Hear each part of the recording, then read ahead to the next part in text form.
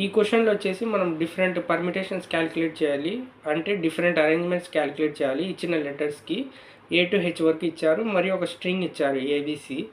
సొల్యూషన్లోకి వస్తే ఫస్ట్ ఇచ్చిన లెటర్స్ అనేవి రాసుకుంటాము A నుంచి H వరకు.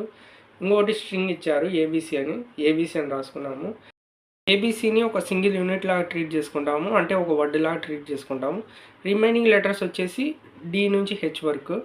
మనము మొత్తము 6 యూనిట్స్ ఉన్నాయంటే ఏబీసీ అనేది ఒక లెటరు, డి అనేది ఒక లెటర్, ఈ అనేది ఒక లెటర్, ఎఫ్ అనేది ఒక లెటర్, జీ అనేది ఒక లెటర్, హెచ్ అనేది ఒక లెటర్.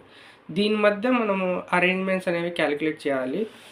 ఎగ్జాంపుల్, ఏబీసీ ఫస్ట్ రాసుకొని డిఈఎఫ్ జీహెచ్ తర్వాత రాసుకోవచ్చు, లేదా డి ఫస్ట్ రాసుకొని తర్వాత ఏబీసీ రాసుకొని ఈఎఫ్ జీహెచ్ రాసుకోవచ్చు, లేదా లాస్ట్ ఏబీసీ రాసుకొని ఫస్ట్ డిఈఎఫ్జిహెచ్ అని రాసుకోవచ్చు. అలా ఎన్ని పర్మిటేషన్స్ క్యాలిక్యులేట్ చేయొచ్చు అని అడుగుతున్నారు.